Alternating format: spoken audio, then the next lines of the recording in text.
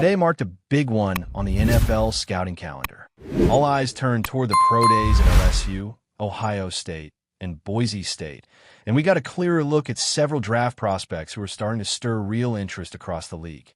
With the NFL draft fast approaching, teams are narrowing down their targets, and events like today's offer a crucial glimpse into who's ready for the next level and who might be slipping through the cracks.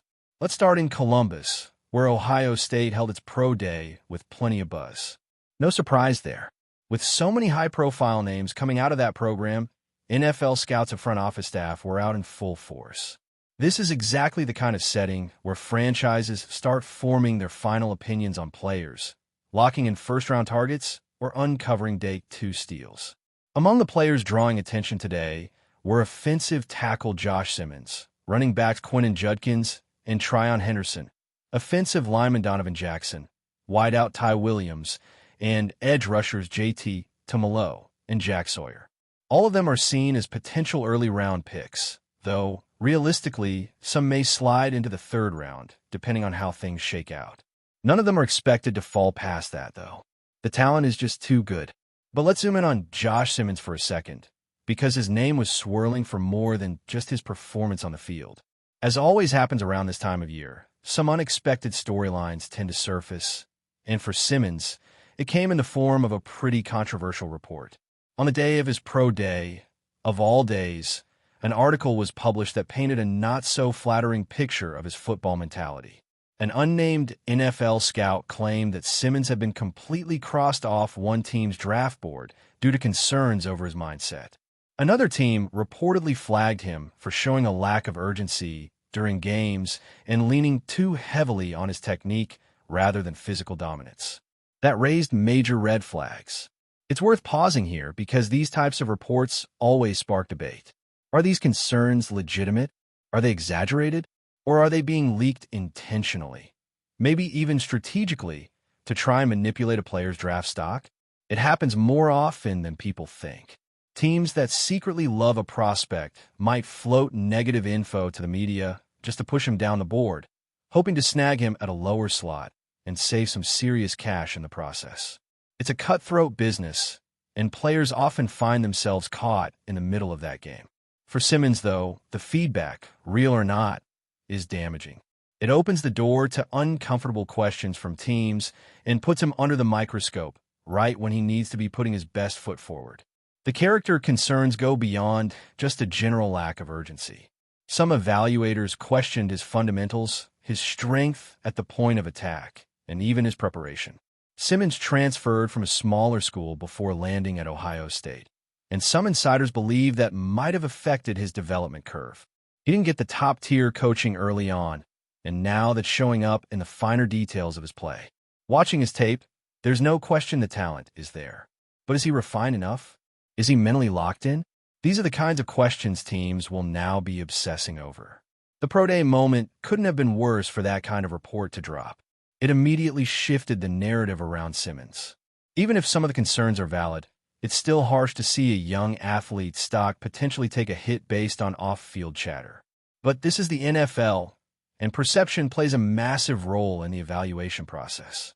Teams are going to dig deep, they're going to bring him in for interviews, and they're going to try to get to the bottom of it all. Whether that report was totally accurate or just partly true, it casts a shadow. And if teams believe it, that's all that matters in the end. Now, depending on how seriously front offices take these red flags, Simmons could be in danger of sliding in the draft. A few weeks ago, it looked like he might be in the mix as a mid to late first-round pick. But now, the projection is that he could fall somewhere in the range between pick 39 and pick 41. That's a big drop. And some are asking whether a previous knee injury might also factor into the equation. Still, I'd be surprised if he slips out of the first round entirely. The upside is just too intriguing. But again, it's one of those situations that you just have to monitor closely. Something's brewing there, and teams are taking notice. Speaking of health concerns, one of Ohio State's defensive linemen had a bit of a moment during his 40-yard dash. He came up limping near the end of the run, and it immediately raised questions. Did he tweak something? Is there a bigger issue with the knee? Afterward, he addressed it with the media, saying it was just a cramp and nothing serious. He even joked that at 329 pounds, he expected to run in the 4.8 to 4.9 range, which, if true, is impressive for a guy his size. But again, until teams get their hands on the medicals, there's going to be some lingering doubt.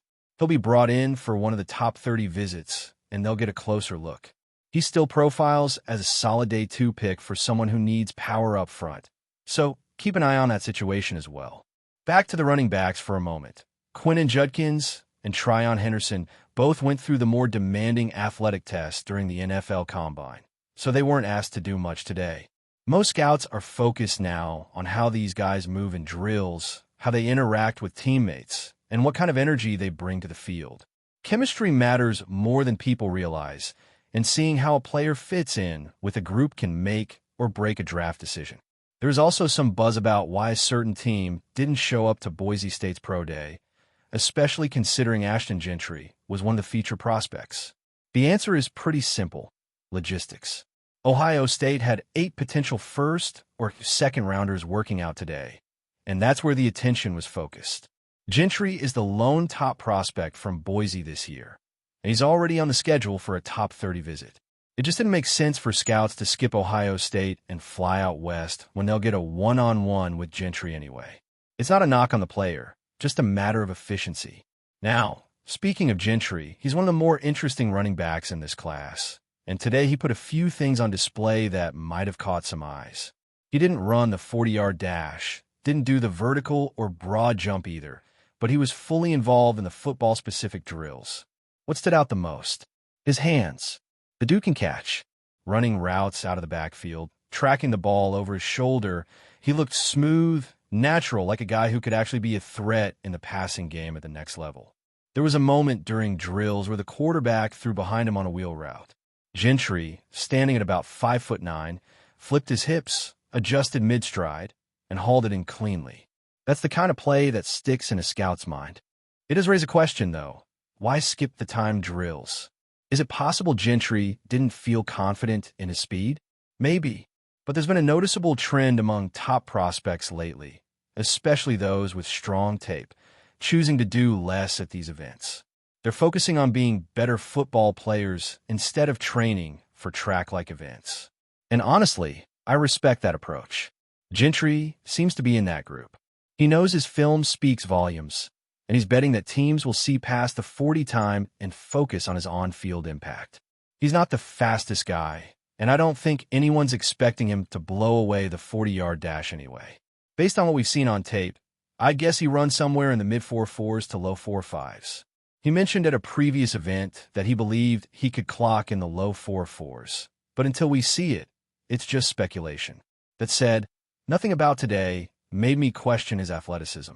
In fact, watching him move through drills, seeing how precise he was with his route running, how confidently he caught the ball, it was enough to remind everyone that he's more than just a bruiser out of the backfield.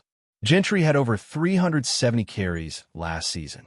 That's a massive workload, and it obviously limited how much he was used in the passing game. But even with all that, he still pulled in 43 receptions and averaged 13 yards per catch.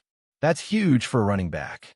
He even found the end zone 5 times as a receiver, proving that he's not just a dump-off option. He can run legit routes and be a part of a real passing attack. He's not going to line up in the slot every snap, but you could absolutely scheme 4 to 6 touches per game through the air for this guy. He's a complete weapon, and the tape plus today's work confirms that. I think the game plan for him today was very clear. Showcase football skills. Skip the stopwatch stuff, avoid the jumps, and just remind scouts what he does best. And from what I saw, he nailed it. I'm not worried about the lack of time drills. The 40 wasn't going to blow anyone away, and honestly, for a back like him, functional speed is more important than track speed. He runs well enough to create separation on option routes and get yards after the catch. That's what matters. And if there were any doubts about whether he could be a 3-down back at the next level, I think he helped his case. Some front offices are definitely taking a long look at him. It's pretty obvious from how the day was structured. You can tell when a team is locked in on a guy. They focus the workouts around him. They make sure he gets the reps. They even start having conversations that feel a little more intentional. That's what it felt like with Gentry. The team doing the most digging probably has plans to bring him in, whether that's with a top 10 pick or maybe an early second rounder if things fall the right way. But make no mistake, they're seriously considering him. So here's the million-dollar question. Let's say you've got two prospects on the board. One is Ashton Gentry, and the other is a lineman who might be your future left tackle. Who do you go with? It's a tough decision, and it's the kind of debate teams are having behind closed doors right now. On one hand, you've got a dynamic offensive weapon who can elevate your passing game. On the other, you've got a potential franchise cornerstone on the offensive line, protecting your quarterback for the next decade. It's the classic case of upside versus stability. That brings us to Will Campbell, another huge topic of discussion in this draft class. The conversations around him have been heating up, especially regarding his arm length and wingspan. Some evaluators are now questioning whether he's better suited to play guard rather than tackle at the NFL level. And it's not just speculation, it's based on measurable data. At the NFL Combine, his arm length came in at 32 and 5/8 inches. But at LSU's Pro Day, it was listed as 33 inches even, with a wingspan of 77 inches. That's actually 1/8 of an inch shorter than what was measured at the Combine. So what's the deal? Is LSU trying to pump up his numbers? Not quite. The Pro Day measurements weren't done by LSU staff. They were taken by neutral NFL scouts. So the variance doesn't seem to be about manipulation. In fact, across the board this year, some offensive linemen had slight discrepancies between Combine and Pro Day measurements, usually a quarter to half an inch difference. It could be technique in the measurement process, or even the way the body is positioned during the reading. Still, that 1/8 of an inch difference might not sound like much, but in draft rooms, those details can spark entire debates. Campbell, for his part, has been vocal about the issue. He addressed it head-on, saying that nobody ever talked about his arm length for the last 2 years when he was dominating at LSU. Now, suddenly, it's being treated like a make-or-break factor. He called it ridiculous. He made it clear he sees himself as a left tackle, and while he's willing to play wherever he's needed, he believes he has what it takes to hold down the blind side in the NFL. That kind of confidence is exactly what you want from a player at his position. But just because he believes it doesn't mean every front office agrees. That's the real dilemma right now. Some teams, especially those drafting in the top 10, are asking themselves, can this guy really play left tackle at the next level? The Bears, in particular, seem to be at the center of this debate. If they think Campbell can be their future blindside protector, then he's absolutely worth taking at pick number 10. He moves well, he's strong in pass protection, and he's aggressive in the run game. He checks so many boxes. But if they see his arm length as a limiting factor, then maybe he's not the fit they want at tackle. That might push him down their board a bit. Not because he isn't talented, but because positional value is everything when you're picking that high. Now, that doesn't mean he wouldn't still be a great pick. Even if he slides inside to guard, you're getting a tone setter on the offensive line. He could step in and contribute right away. But the key question becomes, when does he actually get to play? The Bears have a solid line locked in for this year, barring injury. The only somewhat open spot is at left tackle, and that's only if they're looking for competition. Every other spot seems secure, and ideally, they want that unit to stay together for the next couple of years. So if Campbell's not a tackle, he might not see the field right away. And that's what makes the decision so complicated. If you believe Campbell is your long-term tackle, then take him and don't look back. But if you're unsure, then maybe you look elsewhere at 10 and circle back in the second round for help on the interior.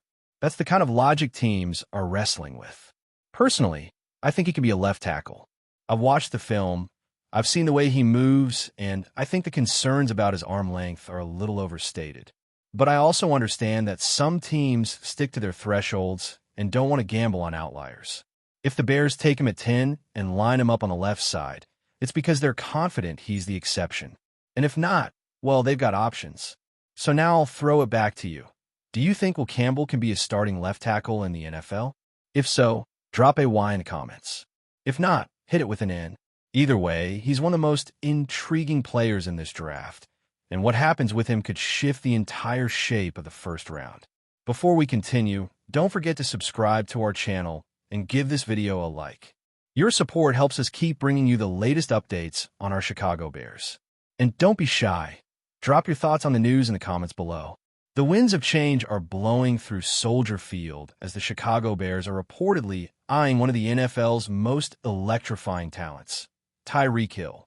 Known for his blazing speed and game-breaking ability, Hill could be the missing piece in the Bears' offense. After a tumultuous season for the Miami Dolphins, Hill has hinted at a possible departure, sparking excitement in Chicago. Could the Bears land the dynamic cheetah and elevate their offense to new heights? Hill's resume speaks for itself. 8 Pro Bowls, a Super Bowl win with the Kansas City Chiefs, and a career year with the Dolphins, finishing with an NFL-leading 1,799 receiving yards in 2023. His ability to change the course of a game with a single play has made him one of the most dangerous wide receivers in the league. But despite his individual success, Hill's frustration with Miami's missed playoff run has led to whispers of discontent, and the Bears might be listening closely. Chicago's front office, hungry for a playmaker to complement quarterback Justin Fields, has reportedly placed Hill at the top of their wish list. The prospect of pairing Fields' dual-threat ability with Hill's speed would undoubtedly send shockwaves through the NFC North. Imagine Fields launching deep passes to Hill, streaking downfield, exploiting the defense's every mistake. This is a potential partnership that could redefine the Bears' offensive identity. However, securing Hill's services isn't without its challenges. The Bears would need to outbid a host of teams vying for the wide receiver signature. Despite the Miami Dolphins' struggles, Hill remains one of the NFL's top talents, and his market value is sky-high. But with Chicago's cap space and ambitious roster-building vision, this high-risk, high-reward move could be just what they need to make a serious playoff push. As the rumors swirl, fans and analysts alike are eager to see if the Chicago Bears can pull off the unthinkable and bring Tyreek Hill to the Windy City. If they do, it could signal a new era of Bears football, one led by explosive offense, fueled by a quarterback-receiver duo capable of taking over games. Stay tuned, because this could be the blockbuster move that changes everything for Chicago. That's it for this update. If you enjoyed the video and want to stay updated with exclusive news about our Chicago Bears, be sure to subscribe to our channel and hit that like button. We can't wait to hear your thoughts in the comments. See you in the next video.